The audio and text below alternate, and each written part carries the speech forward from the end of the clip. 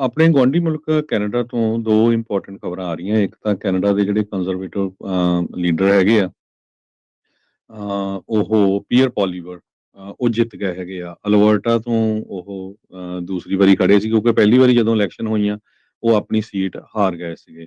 Peer Poilievre 80.4% ਵੋਟਾਂ ਦੇ ਫਰਕ ਦੇ ਨਾਲ ਜੋ ਬੈਟਲ ਰਿਵਰ ਕਰੋਫੋਰਡ ਵਾਲਾ ਏਰੀਆ ਆ, ਉਹ ਉੱਥੋਂ ਜਿੱਤ ਰਹੇ ਹੈਗੇ ਆ। ਸੋ ਜਿਹੜੀ ਕੰਜ਼ਰਵੇਟਿਵ ਪਾਰਟੀ ਹੈਗੀ ਆ, ਉਹਦੇ ਹੈੱਡ ਆ ਤੇ ਉਹ ਹੁਣ ਪਾਰਲੀਮੈਂਟ ਦੇ ਵਿੱਚ ਜਾਣਗੇ ਤੇ ਅਲਬਰਟਾ ਨੂੰ ਰਿਪਰੈਜ਼ੈਂਟ ਕਰਨਗੇ। ਦੂਸਰੀ ਜਿਹੜੀ ਵੱਡੀ ਖਬਰ ਕੈਨੇਡਾ ਤੋਂ ਆ ਰਹੀ ਆ, ਉਹ ਏਅਰ ਕੈਨੇਡਾ ਨੂੰ ਲੈ ਕੇ ਆ ਕਿਉਂਕਿ ਉੱਥੇ ਦੇ ਫਲਾਈਟ ਅਟੈਂਡੈਂਟਸ ਦੀ ਜੋ ਯੂਨੀਅਨ ਆ, ਉਹਨਾਂ ਨੇ ਸਟ੍ਰਾਈਕ ਕੀਤੀ ਹੋਈ ਸੀ।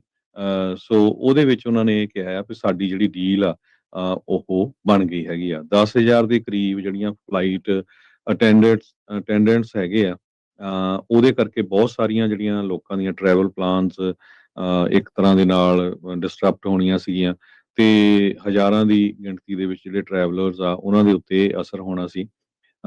ਸੋ ਇਹ ਸੋਮਵਾਰ ਨੂੰ ਜਿਹੜੀ ਸਟ੍ਰਾਈਕ ਸ਼ੁਰੂ ਹੋਈ ਸੀ, ਪਰ ਜੋ 1,30,000 ਟਰੈਵਲਰਸ ਪਰ ਡੇ ਏਅਰ ਕੈਨੇਡਾ ਦੇ ਉੱਤੇ ਟਰੈਵਲ ਕਰਦੇ, ਉਹਨਾਂ ਨੂੰ ਅਸਰ ਕਰਨਾ ਸੀ।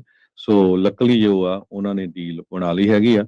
ਸੋ ਇਹ ਜਿਹੜੀ ਸਟ੍ਰਾਈਕ ਆ, ਉਹ ਕੈਂਸਲ ਕਰਨ ਜਾ ਰਹੇ ਹੈਗੇ। ਜੀ, ਬਿਲਕੁਲ।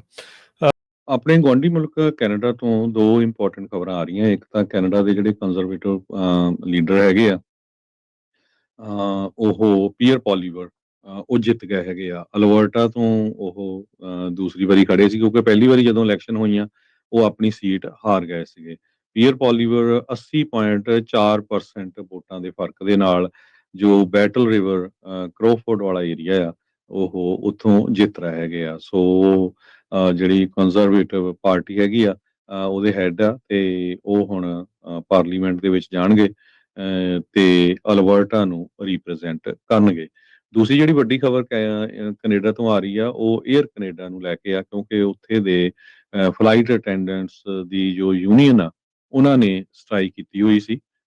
ਸੋ ਉਹਦੇ ਵਿੱਚ ਉਹਨਾਂ ਨੇ ਇਹ ਕਿਹਾ ਵੀ ਸਾਡੀ ਜਿਹੜੀ ਡੀਲ ਆ, ਉਹ ਬਣ ਗਈ ਹੈਗੀ ਆ। 10,000 ਦੇ ਕਰੀਬ ਜਿਹੜੀਆਂ ਫਲਾਈਟ ਅਟੈਂਡੈਂਟਸ ਹੈਗੇ ਆ, ਉਹਦੇ ਕਰਕੇ ਬਹੁਤ ਸਾਰੀਆਂ ਜਿਹੜੀਆਂ ਲੋਕਾਂ ਦੀਆਂ ਟਰੈਵਲ ਪਲਾਨਸ ਇੱਕ ਤਰ੍ਹਾਂ ਦੇ ਨਾਲ ਡਿਸਟਰਪਟ ਹੋਣੀਆਂ ਸੀਗੀਆਂ ਤੇ ਹਜ਼ਾਰਾਂ ਦੀ ਗਿਣਤੀ ਦੇ ਵਿੱਚ ਜਿਹੜੇ ਟਰੈਵਲਰਸ ਆ, ਉਹਨਾਂ ਦੇ ਉੱਤੇ ਅਸਰ ਹੋਣਾ ਸੀ। ਸੋ ਇਹ ਸੋਮਵਾਰ ਨੂੰ ਜਿਹੜੀ ਸਟ੍ਰਾਈਕ ਸ਼ੁਰੂ ਹੋਈ ਸੀ, ਪਰ ਜੋ 1,30,000 ਟਰੈਵਲਰਸ ਪਰ ਡੇ ਏਅਰ ਕੈਨੇਡਾ ਦੇ ਉੱਤੇ ਟਰੈਵਲ ਕਰਦੇ, ਉਹਨਾਂ ਨੂੰ ਅਸਰ ਕਰਨਾ ਸੀ। ਸੋ ਲੱਕਲੀ ਜੋ ਆ, ਉਹਨਾਂ ਨੇ ਡੀਲ ਬਣਾ ਲਈ ਹੈਗੀ ਆ।